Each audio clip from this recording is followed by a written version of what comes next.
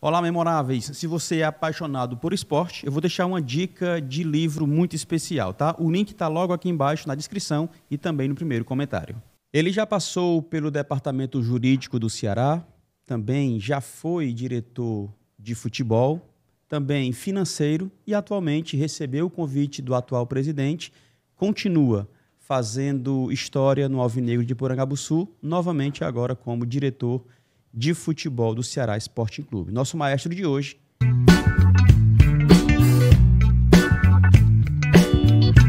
é Haroldo Martins. Fala, campeão. Satisfação de te receber aqui no Maestros da Bola. O prazer é nosso. Estamos aqui para esse papo. Tenho certeza que vai ser um bom papo. Acaba novo, né, rapaz? E valor. Novo, mas o futebol maltrata, a lata já vai envelhecendo mais rápido. Né? Beleza, para conduzir esse bate-papo comigo, mais uma vez, meu parceiraço, músico dos bons e excelente jornalista, Alisson Oliveira. Fala, Agradeço. campeão. Fala, meu amigo JP. Dá um bom dia aí para o Haroldo Martins, a todos os amigos que estão acompanhando. Agradeço suas palavras, né? E é sempre bom estar aqui no Maestro da Bola, porque é realmente um momento em que a gente sabe um pouco mais da vida das pessoas, não aquela vida profissional assim em si, né? Mas a vida particular, as curiosidades, né? E hoje a gente tem um baita de um personagem que é o Dr. Haroldo Martins, para falar um pouco mais, claro, sobre a vida profissional e também sobre o lado pessoal dele, né? Show de bola. Estamos na TV Câmara Fortaleza. Agradeço a todos que estão nos acompanhando e acompanha toda semana um episódio novo aqui do Maestros da Bola, canal 7.2. Muito obrigado por todo o apoio, tá? Quem está no YouTube, deixa nos comentários aí algum questionamento, pergunta, dúvidas, para a gente repassar para o nosso convidado. Quero também mandar um abraço para o Abreu, assessor do Ceará, que tem contribuído com que o Haroldo estivesse aqui com a gente hoje também. Abreu, meu parceiro, muito obrigado. Deus te abençoe e a gente acompanha o trabalho de vocês e de perto. E tem sido muito legal, tá bom? Bora começar, parceiro? À disposição. Jogou muito futebol e futsal quando era mais novo ou não? Joguei, obviamente não profissionalmente, mas constatei também que era o melhor caminho estudar. Cara, mas aí jogou o quê? Futsal na escola, interclasse? Joguei. Subúrbio? Chegou a jogar cheguei subúrbio? a disputar alguns campeonatos. Futebol também, mas como eu disse, foi fácil constatar que o melhor caminho era o estudo, não era isso. Tinha até boa relação com bola, mas não ia muito pra frente, não. Então o caminho mudou, estudar. E acho que fui bem. Estava até comentando com o Alisson mais cedo, eu comecei a faculdade com 16 anos, tive que escolher minha profissão com 15 anos. Caramba. Não tem nem maturidade suficiente a pessoa para isso ainda, mas foi esse o caminho pro qual a vida me conduziu, né? Você falou um negócio interessante, ainda falando da área pessoal, né? Que você teve o privilégio de fazer uma faculdade com a sua mãe, foi isso? Isso.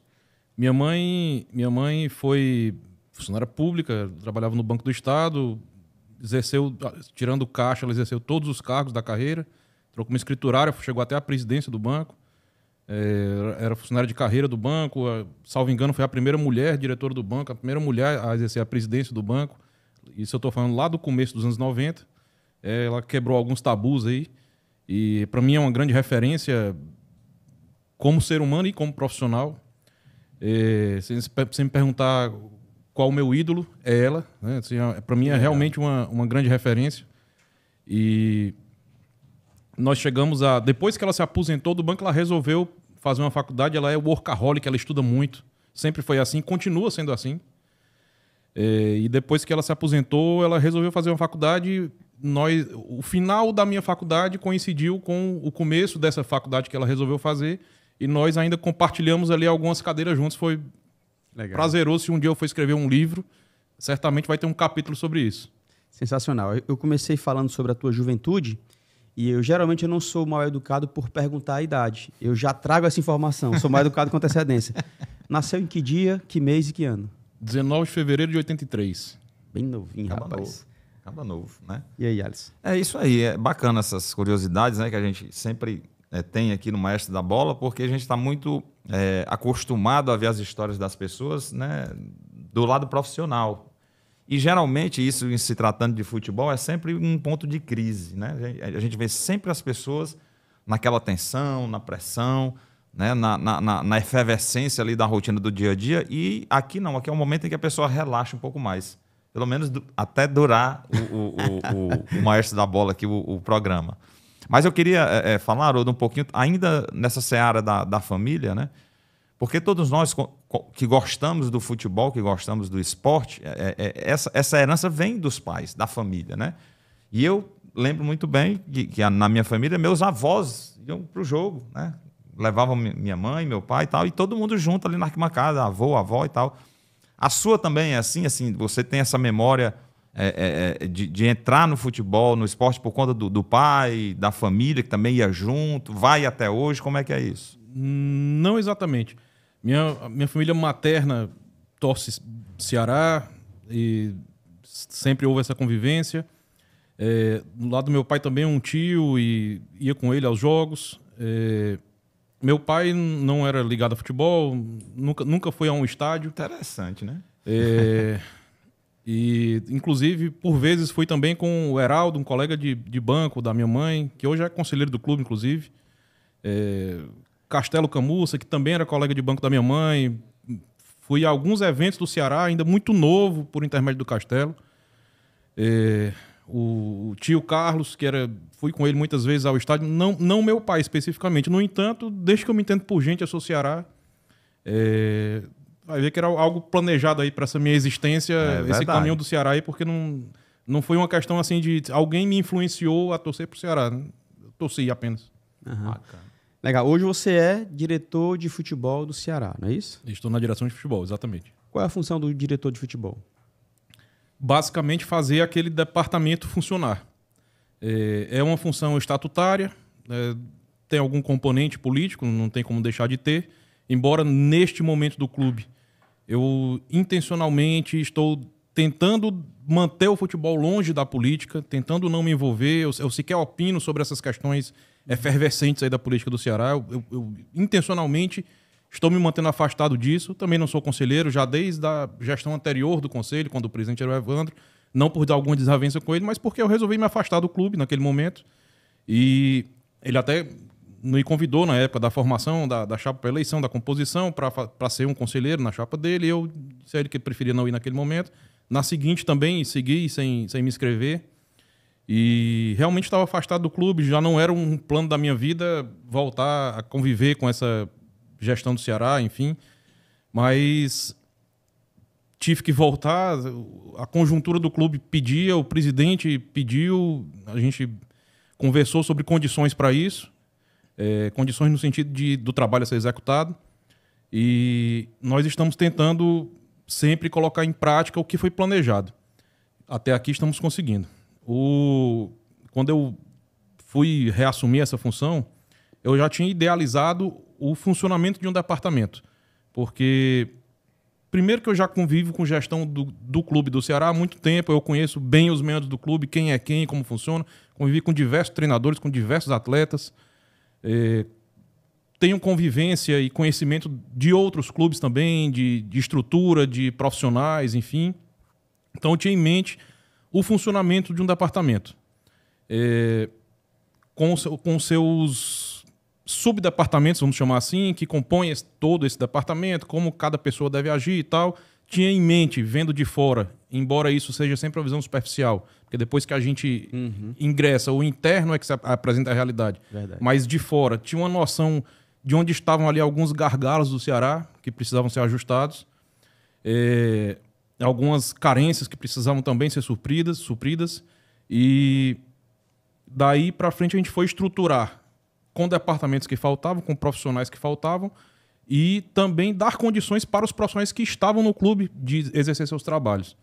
Porque a principal função de quem dirige, a meu ver, além de organizar, além de controlar, além de gerir, além de, no nível estratégico, é possibilitar o trabalho dos profissionais. Quem dirige, quem preside, é muito mais um facilitador do que alguém que executa. Sim. Eu preciso confiar no meu corpo técnico. Eu preciso dar condições para que esse corpo técnico trabalhe. É para isso que eu estou lá. Para montar uma estrutura e fazer com que ela aconteça. Para fazer com que os profissionais executem seus trabalhos. E é nisso que eu tenho focado desde então. paralelamente com um foco também em gestão de pessoas, que aí não tem curso nenhum que ensine, é vivência, é experiência, é tato, e a gente vai ajustando. A gente tinha um clima ruim assim de ambiente de trabalho que não existe mais hoje.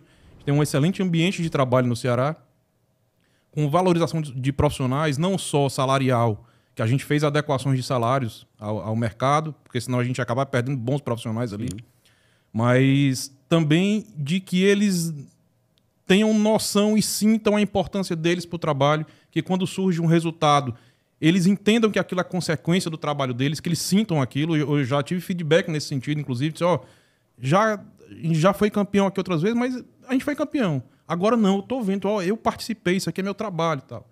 Então a gente mudou isso, tentou construir esse dia a dia diferente e felizmente conseguimos atingir isso rapidamente, né? A gente tem menos de 6 meses, mas com uns 2, 3 meses de trabalho a gente já via que tinha um ambiente de trabalho diferente ali, em construção, mas diferente, e a gente tem tido êxito nisso.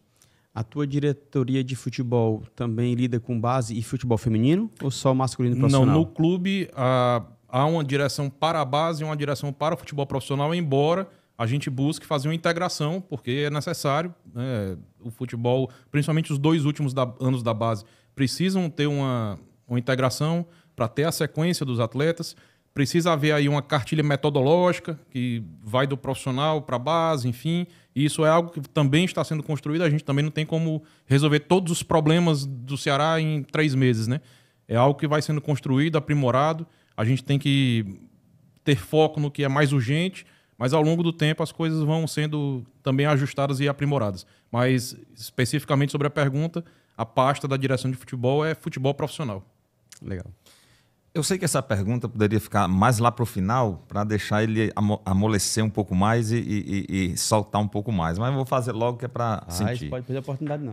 Quando a gente vê o doutor Haroldo falando assim sobre toda essa paixão que ele tem, né, principalmente a competência, que eu destaco muito, assim, e isso não só eu que digo, todas as pessoas que conhecem o doutor Haroldo falam muito sobre isso, a competência dele. Mas eu tenho visto quando é perguntado se ele tem o sonho, né, de ser o presidente do Ceará, né, de continuar essa trajetória no Ceará e, claro, chegar ao cargo maior, que é o cargo de presidente, e ele tem se esquivado, pelo menos momentaneamente, né? E aí eu lhe pergunto, assim, não há mesmo assim, porque todo mundo que é Ceará e sonha ser Ceará, lógico que não poderia recusar um cargo desse, né? E às vezes não é da vontade da gente, é a missão, como ele está recebendo essa missão agora, né? Então, como é que você lida com essa questão de presidência do clube no futuro, Haroldo? Porque, e quando eu estive lá também, né, no ambiente do Ceará, eu escutava muitas pessoas falando isso, já naquela época. Sim. Né? E aqui não é fazendo nenhuma média com ele, mas já naquela época eu escutava pessoas dizerem: o mais preparado aqui é o Haroldo, né? Então, se tudo converge para isso, né, de repente não há uma possibilidade no futuro de repente o Haroldo, né, realizar também esse sonho de ser um presidente do Ceará, de estar na direção maior desse clube? Não está realmente não está nos meus planos, não está. Eu acho que qualquer torcedor, em algum momento da sua vida de torcedor, eu gostaria de presidir ou de fazer parte da gestão, não obrigatoriamente presidir. Eu vivi isso, já vivi em áreas diferentes no clube isso. O futebol, quando a gente ingressa e vai passando o tempo, a gente perde a parte do encantamento com o futebol, assim, então já não há isso nesse sentido do encantamento. Deslumbre, então, nem se fala, porque quando a gente passa a lidar com futebol, a gente aprende diversas coisas. Uma delas é, por exemplo, não é um meio em que você vai buscar reconhecimento. O futebol não é para isso. Se alguém está querendo reconhecimento em qualquer área profissional ligada ao futebol, se buscar reconhecimento, não vá para o futebol, vá para outro lugar. Futebol é um meio extremamente competitivo, cruel, em que a política do futebol descarta as pessoas conforme a conveniência. Então, a gente aprende a conviver com isso. Gosto do futebol, gosto de conviver, gosto de gerir o futebol especificamente o departamento de futebol. Gosto disso, mas se você me perguntar se é um plano presidir o clube, não é. Acho até que no momento em que eu saí do clube lá, em 2016, havia uma rota que estava arrumando para isso. Que eu já vinha passando por departamentos estratégicos do clube, já tinha uma boa convivência e conhecimento com o meio do futebol, e talvez fosse isso futuramente. Não aconteceu. Eu retorno agora pela conjuntura, pela necessidade, mas meu foco é exatamente o que eu tenho para fazer agora e terminar essa temporada, se Deus quiser, atingindo os objetivos. Então, nada além disso. Qual é a... Só para... E para ser sincero, nem elegível eu sou. Pelas regras do clube estatutárias, nem elegível eu sou, não sou conselheiro. Também tem isso. Mas assim, só para finalizar essa questão presidência, qual é o fator, né, assim, o quesito principal que você acha na figura do presidente, de qualquer um que vá sentar lá, que é o mais cruel, assim, para quem vai sentar lá como presidente e você não queria para você aquela coisa, aquela consequência de quem vai ser um presidente de um clube? O presidente do clube precisa ter características essenciais, porque senão ele não vai conseguir presidir. Liderança, capacidade de gestão, capacidade de articulação, de aglutinação, porque vai conviver com interesses conflitantes. O clube é uma associação. Há uma grande diferença no futebol entre os clubes associativos e os clubes hoje, SAF, ou clubes que tem um dono. É muito diferente. Então, com um clube associativo, você convive com um universo ali de 200, 300 pessoas mais ligadas à gestão, ou diretamente ligadas à política do clube. Não estou falando no âmbito da torcida, estou falando diretamente ligadas ao âmbito político do clube. E, obviamente, dentro de um grupo heterogêneo, há opiniões e ideias diferentes. Isso é salutar, inclusive. Se fosse tudo sempre convergente, as ideias sempre as mesmas, não tem nem evolução. Verdade. Então é preciso que haja a divergência, ela é salutar. Divergência no campo das ideias. Ela é salutar. O presidente precisa reunir isso tudo e ele vive num nível de cobrança que é totalmente desproporcional, superdimensionado. Cobrança externa, eu digo. Porque, em geral, o público, a opinião pública, não tem o conhecimento total do que acontece no clube. Eu tenho um conhecimento superficial. Sim. E, portanto, a opinião formada decorrente desse conhecimento superficial é limitada, enviesada. Isso é uma coisa óbvia. Então, há várias decisões no clube, ações que têm que ser tomadas e que, para quem toma a decisão, gera desgaste, gera um impacto, enfim, que é difícil até de explicar algumas dessas decisões, né? Mas quem vive o dia a dia do clube sabe que elas precisam ser tomadas. Para quem é da cidade, para quem vive na cidade, para gerir isso, que a gente sai, pega o elevador no prédio, já vê um torcedor do Ceará, e vai para uma reunião de trabalho e o cliente é torcedor do Ceará e já vai falar. E vai almoçar no restaurante e já vem alguém falar. Isso é ruim. É ruim.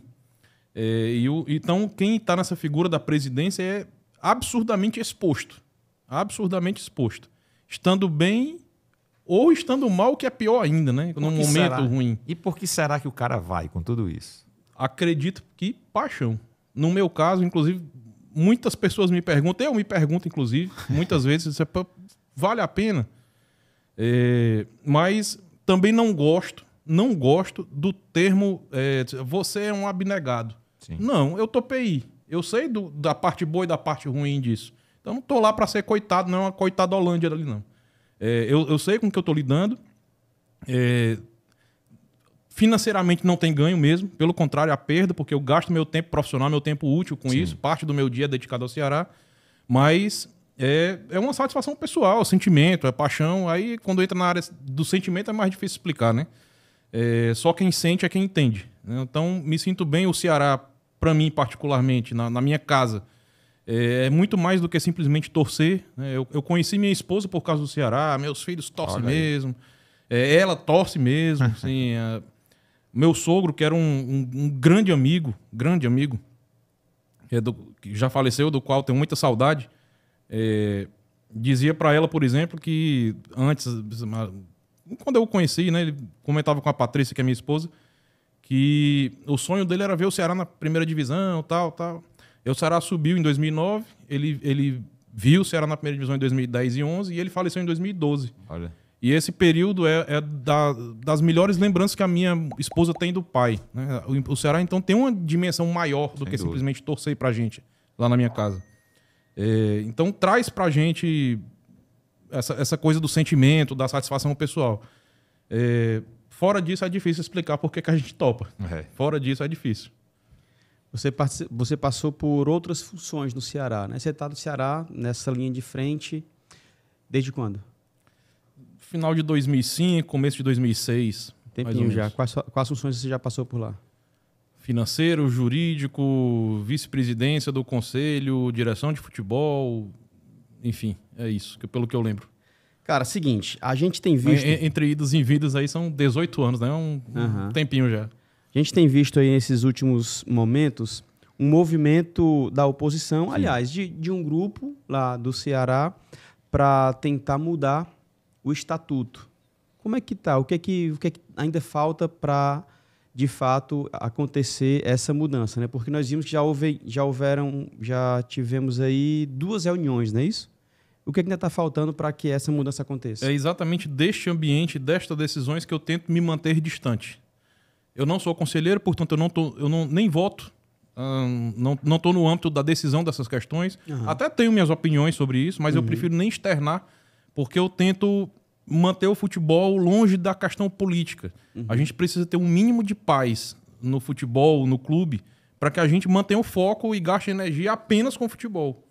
Porque se a gente começar a interferir no campo político, eu vou trazer o campo político para perto do futebol e eu vou começar a gastar energia com isso. Desnecessário. A gente já tem tanta coisa para gastar energia no futebol que não tem por que mudar o foco para outra área que nem me diz respeito institucionalmente. Eu tenho que cuidar do departamento de futebol. As questões políticas estão sendo tratadas no âmbito do Conselho Deliberativo. Há pessoas capacitadas e com competência estatutária para isso. Então, não é o meu caso, então não tenho por que me meter. É assim que eu tenho lidado com esse assunto. Então, se você me perguntar detalhes, eu nem estou por dentro e até prefiro também não entrar, não estar por dentro nesse momento, para manter o meu foco no futebol, e é uma forma também de conseguir proteger o ambiente do futebol desse âmbito político que está num momento de acirramento. Isso não é segredo para ninguém.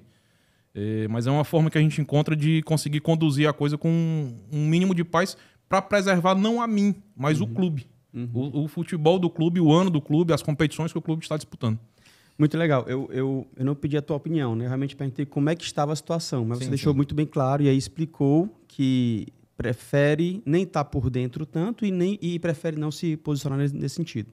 Excelente. É interessante, JP, também, só sobre esse assunto, assim, porque embora o doutor Haroldo ele não seja, né, do estatutário e tal, conselheiro, enfim, ele é um cara muito aglutinador, né? E a gente lembra muito bem, logo depois da conquista do título estadual, né, a fala aglutinadora que ele teve, né, de unir, de chamar para que todo mundo se unisse e tal. Acho que essa figura, embora ele não se meta muito, mas pelo cargo que ele ocupa e também pelo respeito que ele tem de ambas as situações, isso é interessante também, porque de uma certa forma passa essa mensagem de união, né? E tenho tentado aproximar esse universo do clube de uma forma positiva, saudável. Quando na minha coletiva de apresentação, eu disse que a gente iria de fato ter transparência naquele departamento, que a gente implantaria processos novos e que isso ia ser levado ao conhecimento do público, do conselho, da torcida, enfim, da imprensa. E eu fiz esse movimento, a gente fez umas, vamos chamar assim, de imersões, chamei a imprensa e a mídia independente, inclusive chamei no mesmo dia a imprensa convencional e a mídia independente para conhecer isso, para não gerar constrangimento para a mídia independente, para não dizer depois que é coisa chapa branca e tal. Então chamei no mesmo dia, sem me importar qual era o posicionamento de cada canal ali, se era esse aqui bate muito ou esse aqui não bate, não importa. Eu estava ali abrindo o departamento, a gente mostrou a estrutura física e mostrou cada processo dos departamentos mais complexos, e eles podendo ouvir dos próprios profissionais isso. E fizeram as perguntas que quiseram.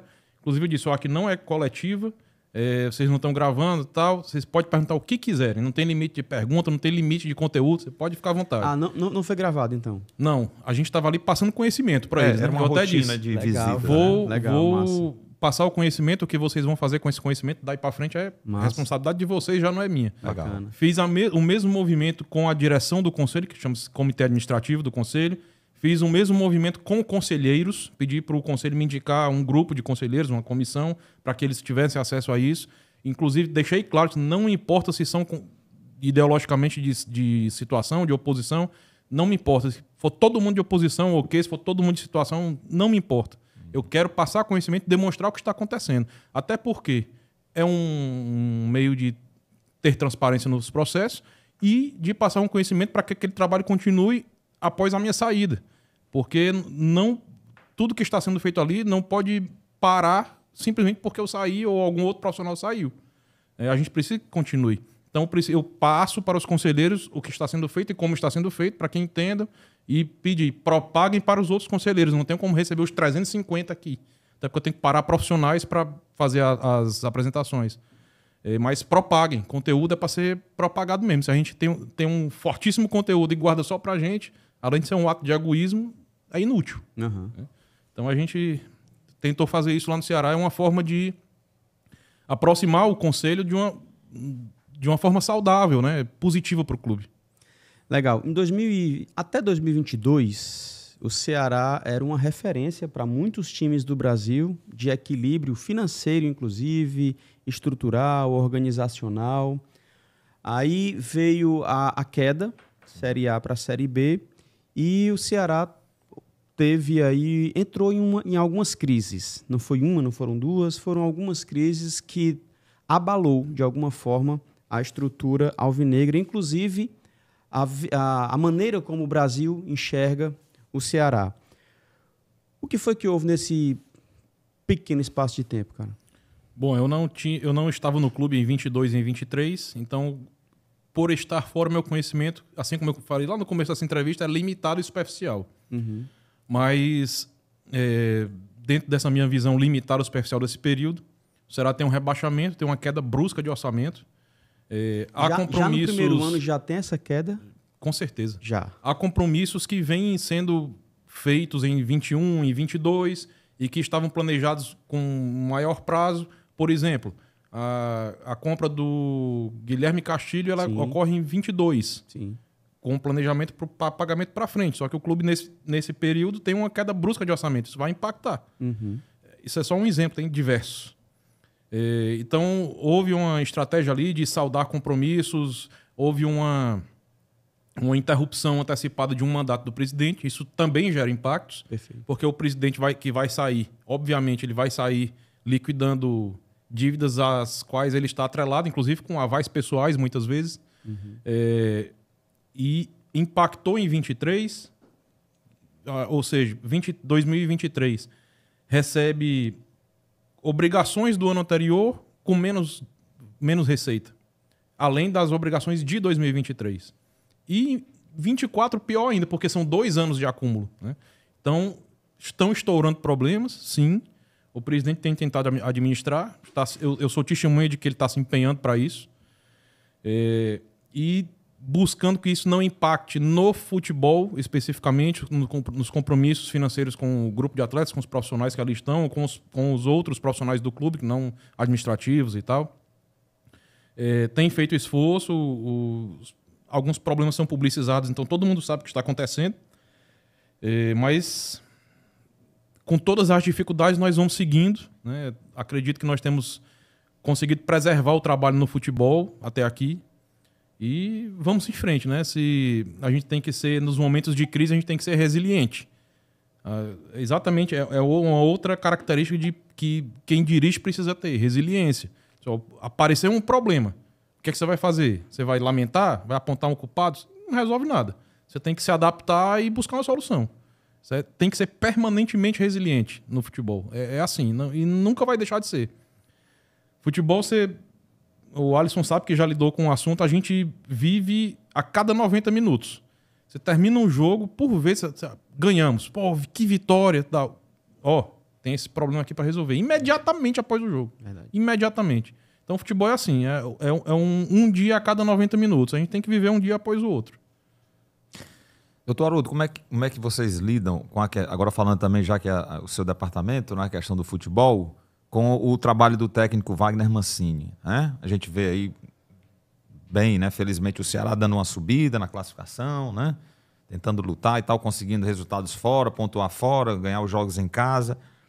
Mas ainda parte da torcida questiona, né? A forma como o Mancini coloca a equipe em campo, porque o torcedor, claro, também fazendo a ressalva aqui, ele quer sempre o time ofensivo demais, ganhando tudo, né, da melhor forma possível, né? E a gente sabe que muitas vezes não é assim. E vê também questionamentos do torcedor em relação a determinados jogadores e nomes que são escalados e mantidos na equipe titular, embora não consiga mostrar o que eu até acredito que o cara tenha mesmo de futebol, né? Mas por uma coisa ou outra não consegue encaixar ali dentro de campo. Então, como é que você vê o momento do técnico Wagner Mancini, assim, na sua opinião mesmo, conhecedor de vários técnicos que você já trabalhou, né?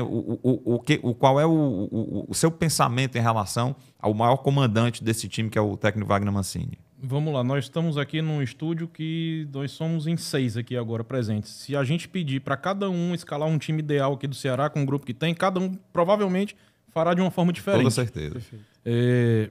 E isso com um conhecimento, mais uma vez, limitado e superficial. Porque o treinador ele está acompanhando treinos diariamente, ele tem números, ele tem dados exatos de performance do atleta. Eu também faço meus questionamentos para ele. O Ceará faz reuniões técnicas pós-jogo, sempre. E eu também faço meus questionamentos para ele. A gente tem no Ceará sempre planejamento, execução, controle, análise. Isso é algo permanente, essa sequência é algo permanente, sempre. E dentro disso, obviamente, eu faço meus questionamentos, até para nos momentos de cobrança, sim. Que a gente faz internamente, sim. A gente poder ter argumentos, né? Sim. Eu até conversei com uma pessoa da direção do Ceará um dia, eu disse, eu vi uma entrevista de um presidente de um clube que ele meio jogou no ventilador assim, tirou o dele da reta e jogou pro grupo.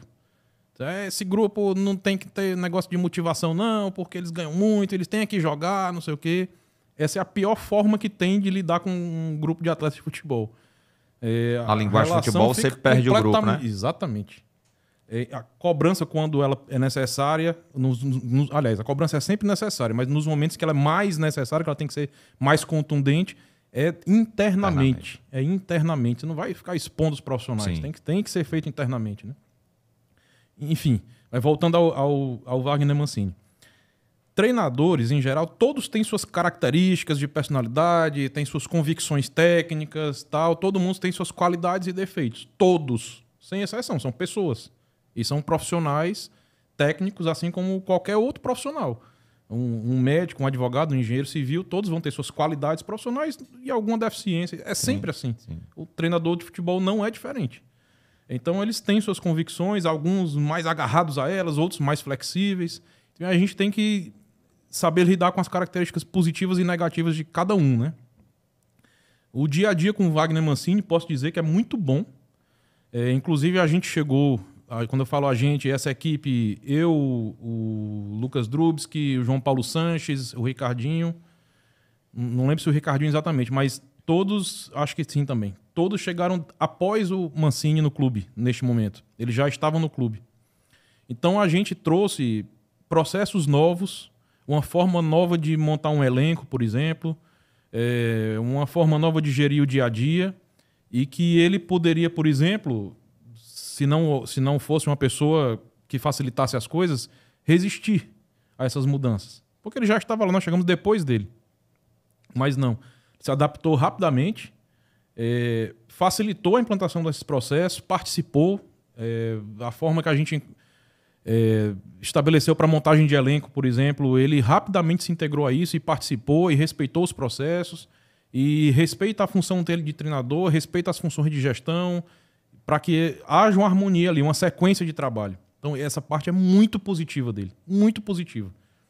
Quando eu disse no começo que a função de quem dirige é quase de um facilitador, é permitir que os profissionais trabalhem, o Mancini também está permitindo isso.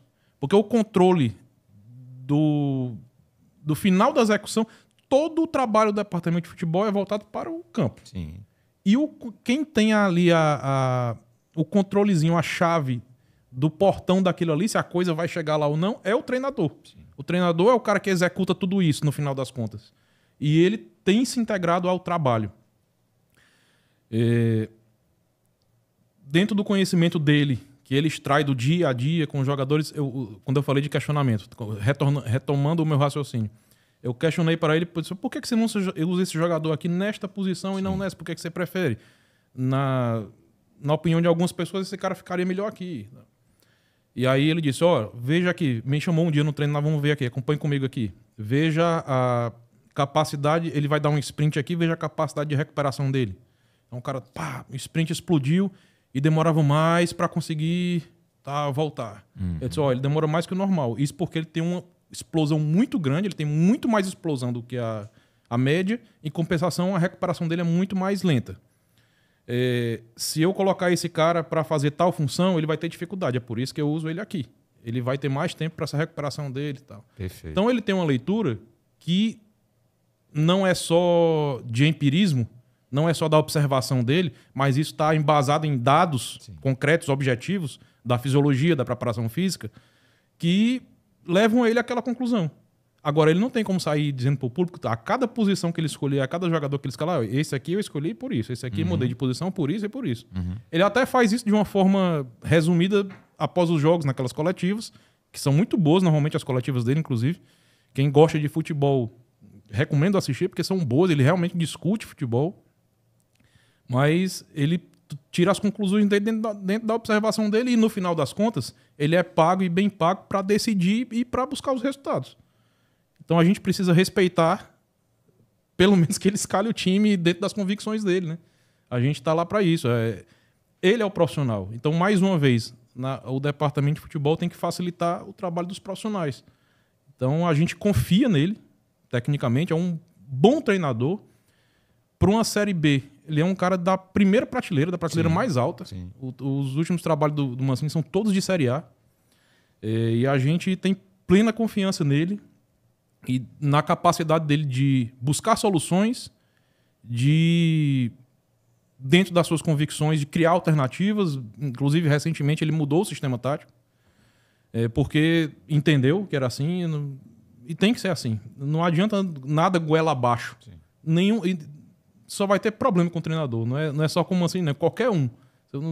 Não é para isso que o diretor de futebol está lá. Não é para empurrar a goela abaixo, para exigir que você escale assim ou assado. Não é assim que funciona. Legal. E aí, ele está no dia a dia, ele sabe quais são as peças que ele tem, como ele pode utilizá-los. Ele, assim como todos lá do Ceará, quer vencer. Ele não escala, não vou botar isso aqui porque não está rendendo, mas eu quero que ele bote. Não, ele quer acertar também, ele quer vencer também. E como você falou, se a gente, dos 6 aqui, cada qual escalaria uma equipe ideal, a sua equipe ideal. Futebol, o meio do futebol, os profissionais, principalmente quem foi atleta, que é o caso dele, ou qualquer jogador. Dos bons, hein? Jogava muito. Altamente competitivo, nem para o ímpar eles querem perder. Mas não tenha dúvida disso. Qualquer movimento que ele faça, ainda que a leitura seja, ele se equivocou nisso aqui, é para ganhar. Nenhum treinador faz um movimento que não seja para isso. É da natureza do atleta ser competitivo. Cara, explica pra gente o que é o DPM. Quando você chegou, não existia, mas vocês pensaram isso. Explica pra gente. A gente, dentro dessa ideia de gestão de pessoas, de ter um ambiente de trabalho bom, não só dos profissionais, do staff, mas também dos atletas, a gente passou a tratar todo o bem-estar desse atleta.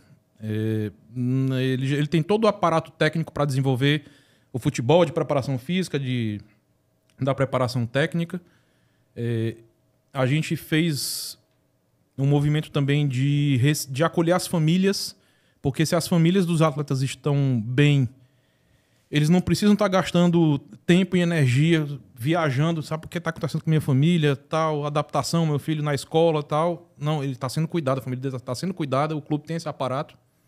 E a gente se preocupou também com o estado psíquico ao longo da temporada. Porque o atleta de futebol, o torcedor só enxerga o público em geral, não obrigatoriamente só quem torce. enxerga resultado. Se ele errou ou acertou uma ação no jogo, se ele foi bem ou não foi naquele jogo e tal.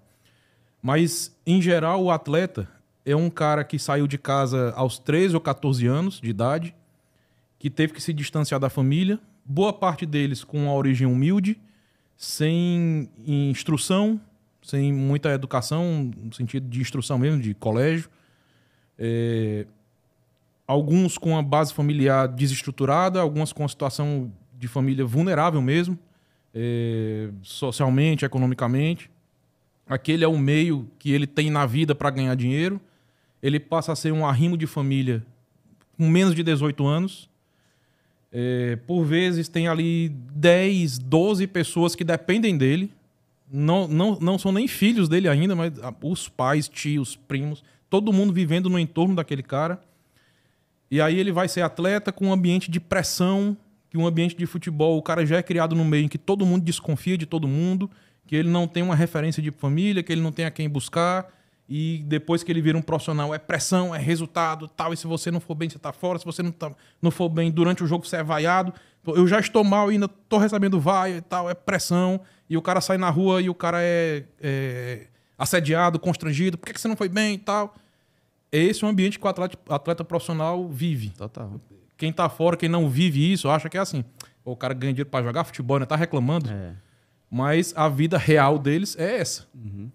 Então, a gente, dentro desse universo, que só conhece quem vive o futebol, quem interage com atletas há muito tempo, que consegue extrair isso realmente, do quão isso é pesado, a gente criou um departamento com foco em performance. O DPM, que é um departamento de performance mental, não é focado em psicologia clínica. Ele não é que ele vai tratar ali a depressão ou um outro problema, um TDAH do atleta, e o psicólogo vai clinicamente ali no consultório atendê-lo. Ele é focado em performance. Inclusive, de uma forma vanguardista, esse departamento outros clubes têm psicólogo do esporte, mas esse departamento está sob a batuta da comissão técnica. Ele está integrado ao departamento do Wagner Mancini e do João Paulo Sanches. Eles que dirigem esse departamento, ou seja, encaminham os profissionais para a atuação deles. O departamento tem um psicólogo do esporte, tem um psiquiatra e tem um assistente social, que é exatamente para abranger todos esses aspectos do bem-estar psicossocial do atleta. Uhum. Quando ele entra ali no portão do estacionamento do clube, passou do portão, os problemas dele têm que ficar fora. Ali é performance, é foco, é concentração no treinamento, que isso vai refletir depois no campo. O psicólogo do esporte faz observação diária a cada treinamento e a cada jogo para conseguir captar os momentos de falta de concentração, ou esse cara está com algum problema, esse cara caiu, ou o Mancini pediu a intervenção dele, ou o João Paulo Sanches, enfim. E isso é vanguardista no esporte, no futebol. Inclusive, eu disse para ele, conversando com o Ricardo, que é o psicólogo, e o Carlos Celso, que é o psiquiatra, isso aqui pode dar uma boa tese aí depois, científica e tal, porque é algo inovador, né? Houve, por exemplo, algo assim, mas lá era algo como uma terapia de grupo no São Lourenço, da Argentina, e virou uma tese de mestrado boa, né? Mas, enfim, a gente tem criado coisas vanguardistas no Ceará. A gente foi muito além de fazer o básico. Quando a gente chega, não tem nem o mínimo, então vamos cuidar do mínimo. Estabelecemos. A partir dali, a gente já evoluiu e isso aconteceu rapidamente. A gente foi muito além do mínimo já. Então, é um departamento que abrange todo esse lado psicossocial do atleta. A assistente social, por exemplo, se subiu um atleta da base que tem vulnerabilidade, ela, em integração com o assistente social e com o psicólogo da base, já acolhe aquele atleta para dali para frente e passar a conduzi-lo para que a vulnerabilidade social que ele tem não interfira na performance dele em campo. Por exemplo, né? Dentre outras coisas. Né? Isso pode acontecer com um atleta subir da base ou com um cara que ganha o maior salário do clube. Uhum. Todo mundo está sujeito a problemas psicossociais, qualquer pessoa. Basta existir para isso. E então a gente tem todo esse cuidado. É muito além do que simplesmente campo, ele está executando a função ou não está. Ele pode estar mal em algum momento por falta de preparação técnica, falta de preparação física, não tá tudo ok, então vamos buscar ser algo psíquico. É assim, é como um departamento equivalente à preparação física. Excelente. DPM, Departamento de Performance Mental, e Isso. aí trabalha de forma integral o atleta, né? Físico, tático, técnico, cognitivo, comportamental, mental, emocional, enfim. Aí a gente... E eu parabenizo. É sensacional essa ideia, esse departamento, Alisson. Espetacular, né? Eu queria só entrar aqui numa seara que muitas vezes o torcedor do Ceará nem gosta muito, mas é inevitável, né? Até porque hoje em dia nós temos que reconhecer isso como espelho. O maior rival do Ceará, o Fortaleza, o patamar que chegou hoje, né? Dando para o torcedor do Fortaleza esse sonho realizado de jogar, né, numa La Bombonera, né, disputar uma final de Sul-Americana. E claro que o torcedor do Ceará quer também esse patamar, né? Quem é que não quer? O próprio Ceará quer esse patamar, né? Então, como é que vocês observam isso, né? Lá, claro, tem a questão da ética também para falar, mas o Ceará, em que passo o Ceará está para chegar a esse patamar também, né? Assim, ou seja, isso é um processo de muitos anos que precisa ser feito. Exige uma mudança de mentalidade, exige uma mudança estrutural dentro do clube, ou o Ceará já está nessa passada larga e é o resultado de dentro de campo agora só que está faltando para que o Ceará chegue a esse patamar? Como é que você avalia isso? Alisson, eu acho, inclusive, que o Ceará já chegou e houve uma interrupção disso. O Ceará fez a melhor campanha da Sul-Americana da história em 2022. Por mais paradoxal que pareça, é o ano do rebaixamento também. Mas ganhou do Independiente lá. É um resultado histórico. O Rei de Copas, né? É um time importante, por mais que não esteja no seu melhor momento. Então, o Ceará estava galgando esse caminho. Houve uma interrupção e que a gente precisa recolocar nos trilhos para que volte a esse caminho. O Ceará tem boa estrutura, o Ceará precisa manter essa estrutura e o caminho para isso, obviamente, é retornar à Série A, porque é lá que está o orçamento suficiente para manter tudo isso e para reencontrar esse rumo do que você está falando. O trabalho agora está totalmente com esse foco. Todos os dias se pensa nisso, se trabalha para isso. Os profissionais todos estão com esse foco, sejam os que executam no campo ou do staff. Todo mundo tem esse foco. Isso vai acontecer? Aí não dá para dizer porque é exercício de futurologia, não tem como cravar. Mas o clube está voltado para isso, no que se refere a futebol. A gente, num campeonato longo, tem muitas variáveis ao longo desse campeonato. Pode ser que no meio do ano, por exemplo, uma janela interfira positiva ou negativamente. O desenrolar financeiro do ano, não sei o que vai acontecer, mas espero que a coisa fique estabilizada.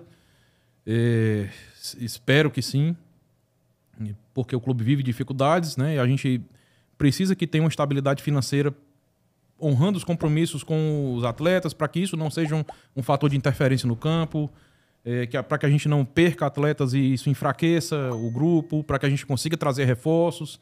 Enfim, aí a gente vai disputar também com outros times, alguns com capacidade financeira maior. Enfim, são muitas variáveis possíveis no futebol, né?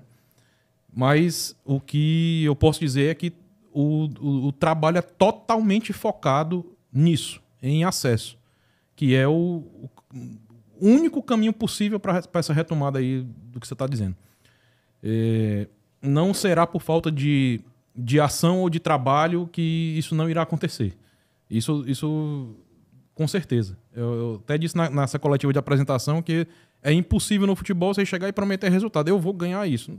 Não precisa disputar, né? Uhum. Mas eu garanto, com todas as letras da palavra garantia, que o departamento de futebol funciona e que o foco está bem ajustado. Isso eu garanto.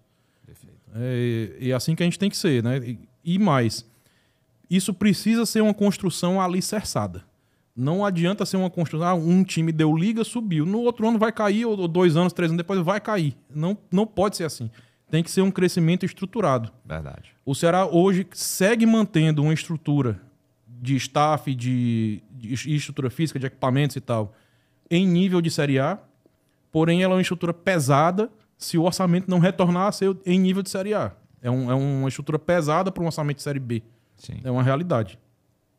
Então, a gente precisa, por uma questão de manutenção da nossa capacidade desportiva e para reencontrar esse rumo, buscar esse acesso. Estamos recebendo hoje Haroldo Martins, diretor de futebol do Ceará Sporting Clube, e eu quero a tua participação, tá? Deixa nos comentários aí algum questionamento, dúvidas, perguntas, porque nós vamos entrar no bate-pronto e em seguida acréscimos para a rapaziada que está no YouTube de forma exclusiva, tá bom? Quem está na TV Câmara Fortaleza, canal 7.2, permanece porque a gente vai continuar batendo um papo aqui também com Haroldo Martins. Eu quero me despedir do meu parceiro Alisson Oliveira e já convidando para voltar nos acréscimos. Com certeza, meu amigo. Bem rapidinho, só antes da despedida, Claro. Eu acho até que ele nem lembra disso, mas a gente não esquece, né? Interessante essas coisas. E são coisas que acontecem muitas vezes e ficam marcadas. Eu me lembro muito bem, quando eu ainda estava trabalhando numa emissora, já faz muito tempo, lá no Castelão, e ainda era o Castelão antigo. E a gente passava meio que no meio ali daquela parte de baixo para ir para fazer as entrevistas e tal. E uma vez eu passei e o Haroldo estava lá com os amigos, né? No final de um jogo. O Ceará nesse dia eu acho que tinha perdido, se não me engano. Houve um lance polêmico lá e tal. E aí eu me lembro muito bem que ele estava lá e falou: "Ó, Alisson, quero ver se você vai colocar na sua matéria, isso é o problema." Então, é interessante, né? Então eu me lembro muito bem disso e me lembro assim, isso marca também o quanto o cara é Ceará, né? Porque realmente eu me lembro isso antes de trabalhar também. Hoje todo mundo já sabe, né, que eu não preciso esconder time nem nada. Mas eu me lembro muito bem que antes de entrar na profissão, uma vez eu também no estádio Presidente Vargas, subi lá na cabine do Presidente Vargas, estava lá o Sérgio Pinheiro, saudoso Sérgio Pinheiro, que o Ceará tinha perdido, tinha sido roubado também, né? Eu tinha dito: "Oh, rapaz, você tem que falar isso aí, que o Ceará..." Você vê como é que é as coisas, né? Então isso prova como o cara gosta do time, o cara é apaixonado pelo time, né? Então, assim, eu queria só fazer essa lembrança para ele, que eu acho que ele nem se lembra desse dia, ou talvez... Eu não lembro não, mas é porque essas coisas mais chatas assim, quem escuta é que lembra, né? Pois é. Você me desculpe pela abordagem, certo? Que eu sei que isso é ruim. Não, eu só lembrei mesmo assim, porque mostra o quanto o cara é apaixonado, né, pelo time. Porque eu também fui lá na cabine uma vez, né? "Sérgio Pinheiro, rapaz, você tem que falar isso aí. Cara, roubaram o Ceará." Não sei o quê. Coisas de torcedor, a gente faz isso mesmo. Ok, meu parceiro, daqui a pouco estamos de volta e para a rapaziada da TV Câmara Fortaleza, e também que está no YouTube, né? Então, bate pronto com Haroldo Martins, roda a vinheta.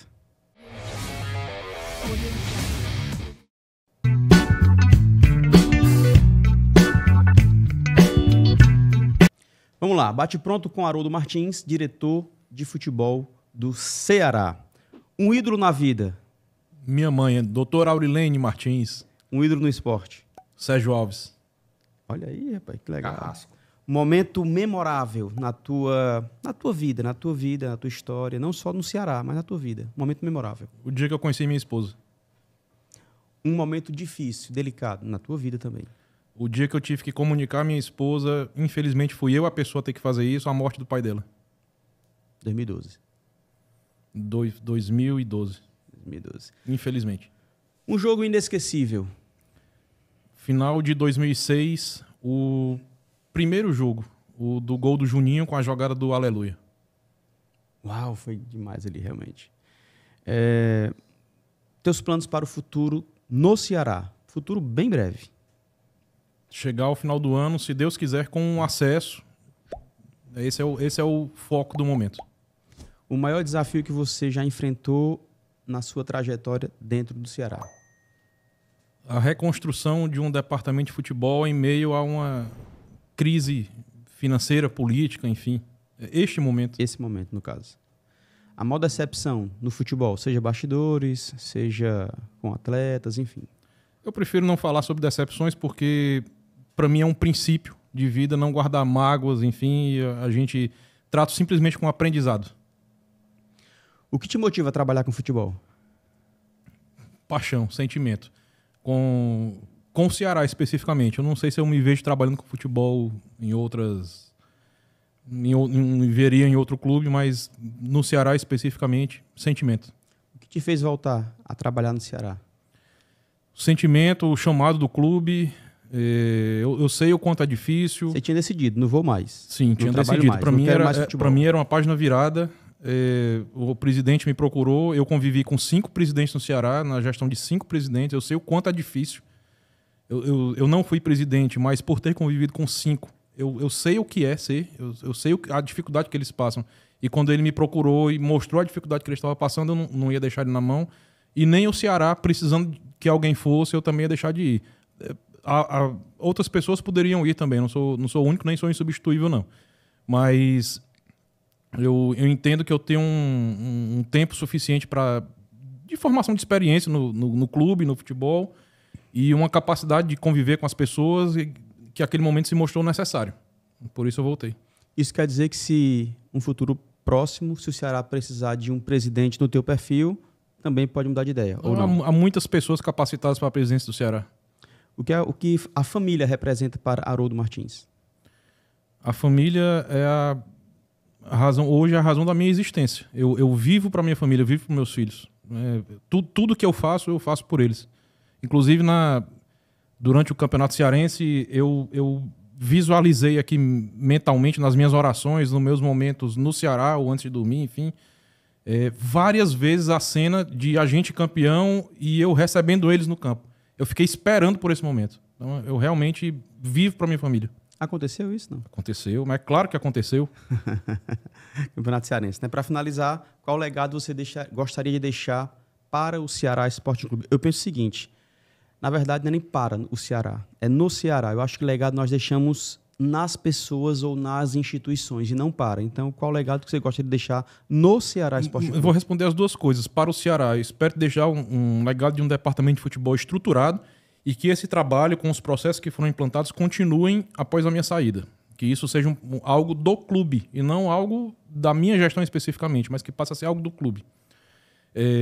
E o legado no Ceará, eu acredito, inclusive, está aqui um profissional do Ceará que vive com a gente lá no dia a dia, convive com a gente, o Abreu está aqui ouvindo, de que é possível ter ali um ambiente muito melhor e que futebol não é simplesmente resultado, que a gente precisa pensar nas pessoas.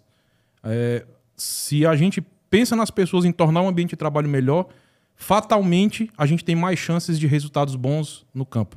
E eu acredito que a gente esteja conseguindo trazer esse ambiente bom para o futebol. E estou falando isso aqui, olhando para o profissional ali, que já está lá também há alguns anos, e eu acredito que a gente está vivendo um ambiente diferente esse ano. Show de bola, parceiro. Gratidão pela tua participação. No Parabéns pelo trabalho. Sucesso e prosperidade à frente do Ceará. Que assim seja, que Deus permita. E quem está no YouTube, não sai daí não, porque temos mais alguns minutos para bater um papo. E o Alisson falou que tem uma pergunta que é espinhosa. Não sei se ele vai responder.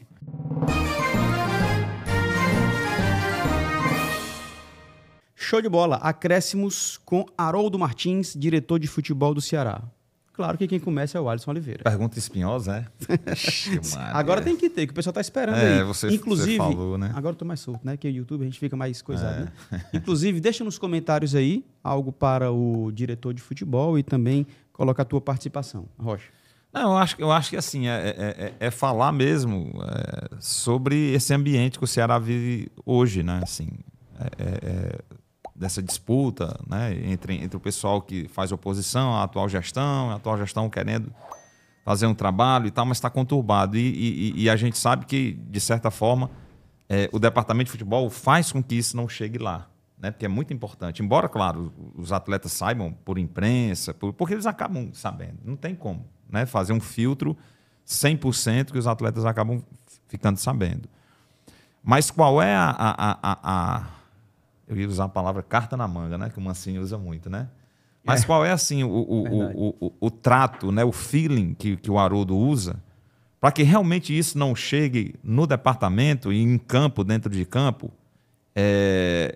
que não permita com que os jogadores fiquem inseguros, né? Em que o cara entre em campo lá para jogar o futebol dele, sabendo que, olha, está acontecendo isso aí, mas estão cuidando e a gente está garantido, a gente está respaldado. Porque a gente sabe que o jogador de futebol não adianta. Se ele não sentir que ele não está respaldado, vai começar a complicar. E aí é um dominó, né? Um passa para outro passa para um, outro passa para outro. E a gente tem visto isso. Sim. Porque nas entrevistas a gente presta muita atenção, os jogadores, todos os atletas, nenhum envolve essa questão, né? Fica realmente restrita dentro de campo. Então eu queria saber qual é esse trabalho que o Haroldo tem feito liderando o futebol, para que realmente os jogadores de futebol estejam respaldados e em campo estejam tranquilos para jogar o futebol deles e com foco nessa missão que é o acesso. Em tempo de redes sociais, a informação chega muito rápido a qualquer pessoa. Com eles não é diferente. Inclusive, eles são acessíveis por redes sociais. Eles recebem mensagens também. Todos têm lá suas contas de Instagram, enfim, eles recebem, né? Tem a interação com o mundo externo. Eles não estão ali numa bolha, isolados e blindados de tudo que está acontecendo no mundo externo. É impossível fazer isso. Só que a gente tem ali com eles uma interação baseada num negócio que para mim, é princípio, mas que deveria ser para qualquer relação. Verdade. A gente trata com verdade. Então, nos momentos de dificuldade, a gente passa para eles lá no começo, naquele episódio da saída do Barleta, que assustou um pouco, inclusive, quem estava chegando ao clube, tinha atletas recém-chegados, aquilo foi antes do primeiro jogo. A gente colocou para ele o cenário real e verdadeiro da coisa, da situação financeira do clube, do que iria acontecer dali para frente. O presidente tem também feito as intervenções dele sempre nesse sentido. Eu tenho uma relação com eles que eu não estou falando direto, mantenho ali uma relação com uma distância necessária e segura, porque assim, o cara apareceu aqui para falar alguma coisa é porque tem alguma coisa relevante. Sim. Então, faço isso. Eventualmente, pontualmente, alguns pós-jogo. Por exemplo, depois do jogo contra o Sport, que a gente foi eliminado, eu fiz questão de dizer para eles que, ok, fomos eliminados, mas a gente guerreou o jogo todo. É isso aqui que não pode deixar de acontecer. Porque, aliás, é uma característica desse grupo. É um grupo de guerra, de briga. Se o grupo guerreia, pode ganhar de qualquer time. É um diferencial. Mas se não, acho até que o jogo do Mirassol, por exemplo, a gente foi abaixo nesse sentido. Foi uma exceção esse ano. A gente pode perder para qualquer time. Então, é uma característica desse grupo, né? Esse espírito guerreiro e tal. Isso é evidente, né? Essa diferença aí deles. Então, eu tento estar nesses momentos pontuais de chegar junto. Não só nos bons, mas nos ruins. Eu estou sempre presente. Estou sempre ao lado deles. E passando a realidade. Não tem nenhuma forma melhor de trabalhar com qualquer problema que não seja dizer a verdade. E é isso que eu tenho feito com eles. E aí, no futebol, não tem muito mistério nesse ponto. Prazos têm que ser cumpridos, ainda que haja uma dilaçãozinha de prazo necessário para alguma coisa, mas, ok, pediu tal prazo, cumpra. Falar a verdade, estar presente nos momentos ruins, não estar transferindo responsabilidade, não estar tirando o seu da reta para jogar para outra pessoa, para o grupo, ou para quem quer que seja. Fazer as cobranças de uma forma interna e objetiva, que funcione, que não seja só para entrar no ouvido e sair no outro, ou fazer externamente para jogar para a torcida. Ser demagogo é uma porcaria, isso não agrega nada. Enfim, essa é a forma de lidar com os atletas, é esse ambiente que a gente tem construído com eles. E mesmo no meio em alguns momentos de caos aí que aconteceram, o departamento de futebol continuou funcionando normalmente e isso não interferiu no campo. Acredito que muito pela gestão das pessoas que a gente tem feito ali. Perfeito. Você falou... Deixa eu mandar um abraço aqui para o Douglas BPR. Desculpe, isso não é um papel só meu. Aí tem papel do Mancini, do presidente, do Lucas Drubsky, do João Paulo Sanches, enfim, do Ricardinho. É uma equipe que trabalha nesse mesmo sentido que eu descrevi. Com esses mesmos princípios. Excelente. Douglas BPR. Douglas BPR. Gente boa, rapaz. É do Bora pro Racha, né, cara? Um abraço, muito obrigado Klaus, pela audiência. O pessoal da mídia alternativa é muito legal, né? É top, não, e é top. Eu fiz no Resenha de Artilheiro, acho que na primeira semana do programa na TV Câmara Fortaleza, eu levei o Robson de Castro. E aí eles eram uma força, divulgação, tava começando, né, cara? Compartilharam e tal, bombou mesmo. Tá? Muito obrigado. Um abraço aí também para vocês do Bora pro Racha. Quem não conhece, é top no Demais. YouTube. Um trabalho muito bacana, de verdade. Você falou que o seu ídolo no esporte era Sérgio Alves. Pontua pra gente o teu top 5 do Ceará. E atletas do Ceará. Ixi, é difícil, né? Ele podia escalar um time também, né? De todos os tempos, tanto difícil, assim, né? Mas, assim... Vamos lá. Sérgio Alves, Mota... Mota, eu convivi no Ceará, um cara... É raro a gente poder conviver com um cara que é torcedor jogando no seu time de coração, e ele é um torcedor, assim, em alguns momentos, inclusive, aperturar o cara assim, bora, um colega de grupo, bora, pô, tu não tá, vamos lá, tem que aqui é assim, assado. Ele não alisava muito não, né? Mota é show, cara. Conheço de perto e é um cara espetacular. Tantos outros, o Adilson, um cara que eu convivi também bastante. Paredão, né? O que mais? O Richard, um puta profissional.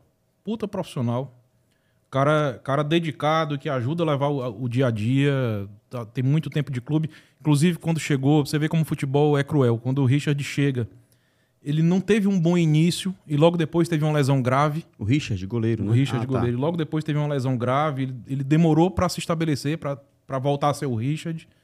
Aí, felizmente, quando ele conseguiu, né, ele tem 2 títulos que ele é preponderante.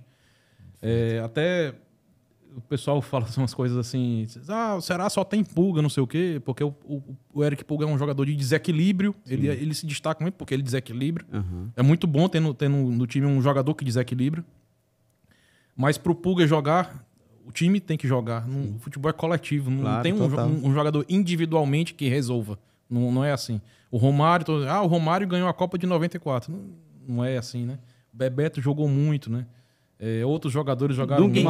Mauro Silva. Foi interessante o Haroldo falar isso, desculpa, mas assim, como repórter não posso deixar passar. Isso incomoda o grupo, Haroldo? Isso é só um elemento que, assim, o mais forte, o melhor que se tem do futebol, um time que tem força no campeonato, que tem mais chance de conquista e tal, é um time que tem um coletivo forte, que a gente tem. O Ceará tem um grupo homogêneo. Certeza. Isso é muito bom. E quando se tem isso e mais uma peça que desequilibra, que é o caso do Eric Pulga, é uma boa chance de sucesso. E falando de elenco, jogar bola como o Lourenço joga é brincadeira, né? Então, assim, como é que o Ceará é só Pulga se tem um Richard, se tem um Lourenço? Lourenço foi nossa primeira contratação. É fantástico aquele quando cara. A gente focou, disse, vamos, porque se a gente chegar tarde, a gente perde esse cara. Foi a primeira contratação desse ano. Ele... Jogador versátil, joga em 4 funções, pelo menos. Ponta. E uma lateral, leitura. Ele tem uma leitura de jogo espetacular. Tem uma leitura de jogo espetacular. Sim, mas não fuja, não. Mota, Sérgio Alves, Adilson, Richard. 2 goleiros, né? Olha aí. 2 goleiros. Mais por convivência, né? A gente tem a parte afetiva também aí, né? Deixa eu ver aqui quem mais pegar. A gente tá falando de quê? De ídolos? De todos os tempos, né? O teu top 5, do jeito que você quiser definir aí. Então vou falar do maior artilheiro da história do clube, Gildo, né? Olha Não tem como ser diferente. Legal. Verdade. Legal. Fechamos um top 5, né? Fechamos um top 5. Cara, tem alguma das contratações do Ceará que... Porque o diretor de futebol não é o que contrata, né? Ele conversa com... Participa. Mas teve algum especial que você observou, que você olhou, que você acompanhou e falou, cara, vamos trazer esse camarada aqui, acho que vale a pena e tal, e levou para, entre aspas, convencer a equipe para contratar? Houve isso na outra passagem, em 2016, com o Richardson. Na época, era um jogador que eu já acompanhava, desde o América de Natal, tinha visto no Confiança, e a gente estava para contratar um volante, viria um outro, e que eu vi que não vai, e eu fui o único jogador que com minha participação direta, assim. E aí eu segurei o tranco, eu disse, eu não, como nos outros eu não interferia, esse aqui eu vou gastar minha cota todinha, vamos contratar esse cara aqui. O treinador não queria na época, o executivo não conheciam, enfim, mas eu conhecia e eu confiei no meu taco e vamos lá, e fiz contrato de 2 anos com ele, inclusive possibilitou depois a renovação dele, porque ele já, no primeiro ano, já foi muito bem, no segundo ainda melhor. E aí foi possível a extensão do contrato dele, gerou uma boa venda para o clube depois, né? Mas esse ano a gente adotou uma metodologia diferente. Quem foi esse? Esse ano, o que eu estava falando do outro, Richardson. O próprio Richardson, certo. Esse ano a gente adotou uma metodologia diferente. Então, independentemente do meio por qual chegasse esse nome, seja oriundo da análise de mercado, ou seja por uma lembrança do Lucas Drups de algum atleta, ou minha, enfim, do Sanches, de quem quer que seja, passou tudo pelo mesmo processo, sem exceção. Tem nenhuma exceção. Tem inclusive tem no meu telefone até aí. Foi feito um arquivo, um dossiê, com toda a avaliação de cada atleta. exatamente como eu prometi que ia ser feito lá na minha coletiva de apresentação. Então, quando terminar o ano, junto tá lá os contratos e tal, vai estar lá o dossiezinho com a avaliação de cada um, com um aptozinho do departamento de mercado, passado pela coordenação técnica, pela comissão técnica, pelo executivo, por mesa de discussão, por processo de aprofundamento das informações, e é isso que depura a qualidade da contratação. Acho que a gente teve sucesso nisso, porque eu entendo que os atletas atenderam as expectativas dentro do que se esperava antes deles. E a gente tem um time bem homogêneo e competitivo, mesmo com as dificuldades que a gente vem enfrentando, inclusive financeiras na montagem do elenco, não é mistério para ninguém. Beleza. E aí? É isso, né? Falou tudo, né? É bom, né, cara? Tudo e mais um pouco. Cabo é bom. Eu tenho um maior cara de presidente, né? O presidente se chama João Paulo Silva. Não, tô dizendo no futuro. Um cidadão também, né? Em 2014, ou foi 2015? 2014, eu acho. Que foi justamente, estava nesse processo também de eleição, e eu conduzia um programa na extinta A3 FM, e eu levei lá na época, candidatos, que era professor Vasconcelos? Paulo Vasconcelos. E Robson de Castro, na época, não foi, mas foi o João Paulo Silva, que já era financeiro, se eu não me engano. Diretor financeiro, né? Com 14 e 15, o financeiro era eu, da gestão do Evandro Leitão ainda. O Robson foi candidato nessa época para suceder o Evandro. Então o João Paulo foi porque o Robson não foi. E por algum motivo ele esteve lá. Ele não era financeiro ainda, é verdade. Mas ele era alguma coisa lá.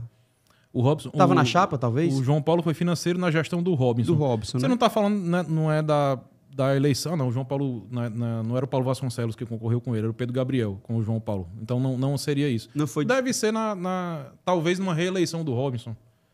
Provavelmente. Sim, é verdade. Que aí sim ele já era financeiro. Verdade. Foi a reeleição do Robson, perfeito. O Robson já era, tanto é que ele falou, pode perguntar. Aí o presidente, já era presidente mesmo, então foi na reeleição, de fato. E o João Paulo esteve lá com a gente, um cara espetacular, inclusive, e sempre esteve com a gente nos nossos projetos desde o início, porque quando eu saí da A3 FM, eu iniciei esses outros projetos, né, o Resende Artilheiro e o Maestros da Bola, em 2016, e o João Paulo sempre esteve com a gente lá, confiando no nosso projeto também. Cara, então é isso, né? É isso. Bate bola. Abreu aí também... Pessoal da comunicação do Ceará também, né? O próprio Israel, né? Todo mundo, a equipe lá sempre muito atenta, né? Sempre pronto atendimento, respondendo tudo, profissionalismo. Muito legal. Agradecer isso também, né? Isso é bacana também. Verdade. Cara, obrigado, viu, meu irmão? Tudo de bom pra ti. Sucesso e muito sucesso. Que o Ceará volte para a Série A este ano, quer dizer, para o próximo ano, consiga o acesso para o próximo ano e, como você falou, volte aos trilhos, seria o Ferroviário, né? Então volte ao caminho do sucesso, das conquistas. Já foi campeão cearense, infelizmente caiu na Copa do Nordeste, mas tem Copa do Brasil. Mas o principal, cara, é Série B. Então, pensar nessa Série B e que consigam esse êxito, tá? A gente torce muito pelo futebol cearense e, óbvio, que o Ceará é Série A. Não há de que dispõe, é sempre bom um bate-papo assim mais leve, mais descontraído. E é o que todo mundo espera também, que o Ceará reencontre esse norte, a gente espera que seja com acesso. E se Deus quiser, se a gente conseguir esse acesso com esse alicerce, para que essa construção do acesso perdure, né? Porque não seja algo frágil. Que Deus permita que aconteça. Só encerrar com uma certeza, coisa interessante, tem moral aqui, que na verdade é um chavão e é batido nos podcasts, nas coisas, mas é sempre legal da gente ouvir. Eu gosto sempre de ouvir nos podcasts que eu vejo por aí. Para o Haroldo encerrar dizendo uma verdade no futebol e uma mentira no futebol para ele. Uma verdade. A verdade. O futebol tem a relação interna do futebol precisa de verdade. E uma mentira... boa parte do que é levado a público. As informações, por vezes, eu não estou falando do Ceará, não estou falando do futebol como um todo. As informações, por vezes, estão bem distantes da realidade. Show. Vamos dar um show, né? Valeu, campeão. É isso. Abreu. Show, meu irmão. E a galera que tá aí, todo mundo, né? No YouTube, né? Rapaziada, muito obrigado pelo apoio, pela força. Se inscreve no canal. Pede aí, macho. Para se inscrever no canal, deixar o joinha aí, porque isso é importante, né? Porque aí vai passando para outras pessoas e tal, e você vai contribuindo com mais pessoas aqui também participando, né? Para quem torce Ceará, Mota, Magno Alves, Sérgio Alves, Aldemir, Jefferson. Tá tudo no YouTube, né? O Edmar, o Alves. Legal. Uma galera aí, cara. Muita gente. São mais de 80, são mais de 100 episódios. Na verdade, Olha aí. são... Por isso que você pede pra fazer um top 5, é impossível, assim. É muita gente. É mesmo, verdade. Hoje é o 114º episódio do Maestros da Bola e foi espetacular, tá bom? Para quem tá no YouTube, então acompanhe e compartilhe com mais pessoas que você conhece. Eu me despeço por aqui. Fique você e toda a sua família na paz de Cristo e lembre-se, seja memorável sempre. Valeu, tchau. Obrigado por assistir mais esse episódio. Se inscreve no nosso canal e compartilhe com as pessoas para a gente ser alcançados por mais maestros, assim como você.